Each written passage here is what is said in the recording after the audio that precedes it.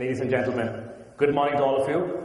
It's my pleasure to welcome all of you to SITF ICT Business Forum 2011. This year we actually have chosen a theme which is prosper with people, productivity and planet. And we essentially believe that 3 Ps are critical for every business success and also to sustain the kind of business success you're looking for. From that perspective, if you look at it, if you move to the first P, we all know how important people are, and I think we don't have to refute to it. And if you look to the current SITF survey which we did lately, that basically talks about the kind of importance people has. Now, if you look at it, the way the SITF results show that industry has spoken very high, very positive about the economy outlook. And 87% of the industry says that we're going to have bottom line growth, which I think is a phenomenal response from the industry, which actually 2 years back was struggling to even have a top line growth. So that shows the kind of demand we have in the market, completely inside out. From that point of view, if you see that also calls for a problem in a sense, or a concern from industry saying that, guys, that basically means we need to have more talent hunt. And that says that actually speaks from the perspective of, say, 73% of the people say that talent retention is a problem. Definitely we will have an issue. 86% says there's a manpower cost which will go up. So that's again a concern. So while we all have a reason to smile, there's also a small concern how we're going to ensure that we have the right set of people across the board to make this kind of a demand happening. Now, if you move to the next slide, it also talks about a very interesting statistic. The local ICT companies thinks that 88% will be an issue of getting the right talent, whereas multinationals, contrastingly, is very comfortable with 19%. So that's a very interesting statistic, something which we will definitely address as we move along. If you move along, if you look at it, it seems that some of the functions or some of the areas which will be sought after for the next year. Solutioning and architecture definitely is one sort of area. Then you have sales and marketing, and then project management, program management. These are 3 areas which will definitely keep most of the industry people awake all night because these are the sought after openings. Now, knowing that people being such an important aspect of the business, we have gotten a strong panel of CEOs and distinguished individuals from both IDA and WDA today to discuss on competency and talent retention. Tim Hurd is between us. Tim Hurd, MD of Robert Half Singapore, shall be facilitating the discussion. If you move to the next slide, coming to the next P of our discussion is productivity. Now, productivity in a very practical definition says very clear. It's a one-liner which says have maximum with minimum. That's how the practicality goes. Coming to the theoretical definitions of it, it says it's an embodiment of process reinvention, skillful deployment of technology and optimization of labor, obviously. But we believe that these are not sufficient enough to actually have the kind of productivity gain we're looking for. Productivity gain will be only have with a combination of these factors definitely, plus you need to have a lot of innovation, a lot of out-of-the-box thinking. That's what it actually calls for. But only skills and technology, as I said, definitely not going to help us, and we need to have a continuous reinvention, innovation, and out-of-the-box thinking.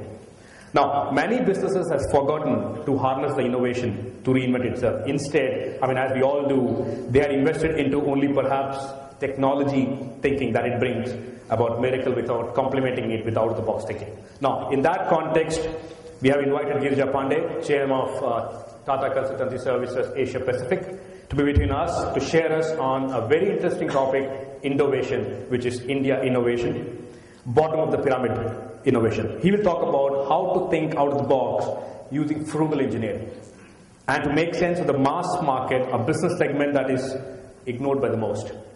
Doing it right, however, will bring about the growth and enhanced productivity which we all talked about. Now, moving to the next P of our discussion, it's the planet part of it. Now, as we speak, we know that the wrath of Mother Nature can cost businesses a lot of money. I think nobody's going to refute to that. So it makes sense for us to do our bit and ensure the sustainability we're looking for. Now, saying that, we all talk about green IT, and I think now it's a fad. We all are absolutely reading about it everywhere. Now, there are a few myths which the Green Enterprise Innovation website has found out. I mean, just check it out. There's a very interesting findings. Can you go back? Go back. Yeah, if you look at it, some say it's expensive because in order to make green IT possible in the industry, there's a lot of prerequisites for it. It demands a lot. So some say, guys, it's too expensive. Some things it's a fad, as I said before, because everybody is doing it doesn't mean I should do it as well. Third, they think, guys, it's a long laundry list of items I need to meet to make sure I'm green certified. Too complicated. And then fourth is a very interesting part of it saying, guys, I don't think it's applicable for me. And unfortunately, it's this part of the region which is saying that about it. So, now, saying all these myths in place, if you look at it, we move to the next slide. Here it says, we have done the survey from a product vendor perspective and seeing how comfortable they are in selling a green-enabled product. 57% says that the company's product is green-friendly. Another 20% says we are almost there. 8% say they don't have a plan, and 60% is not even aware and not sure about it. But the interesting part of this whole discussion is 77% roughly has a positivity towards green IT. I mean, that's what it takes, and that's what the preparedness for the industry is. Now, on the contrast, if we move to the next slide, if you look at it, this is from an adoption perspective. Here, people say there's lack of adoption. So this is the consumer industry who wants to take green. They say, guys, there is no market out there. Some say too many competitions, difficult to choose. Some says, I don't know, should I really go for it? Do I have the right knowledge to go for it? Some says, we need the right government support to make this happen in our place. And some things, it's not applicable to them at all. Roughly, the feel is that we're not prepared. We're talking about it, it's fine, but we're not prepared for it from both segments.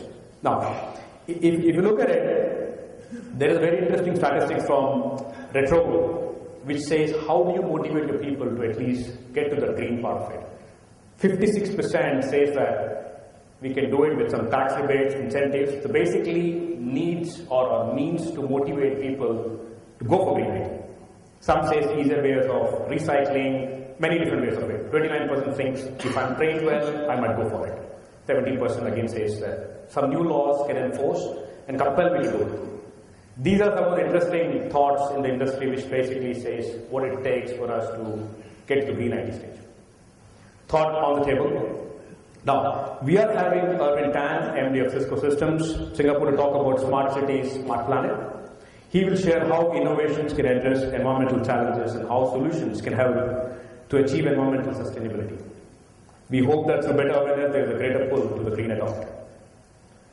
Moving on, see, we talked about the 3 Ps which we have. Now, I mean, that's the whole thing we're going to run for the day. This year, SITF has decided to have a full day event, and besides the morning session, we typically examine the issues that will impact the ICT sector and provide the viewpoints into changing ICT business trends. We have also invited renowned speakers talk about emerging technologies and best practices across how it's going to help enterprises and organizations to fully harness the opportunities brought about by Infocom technologies.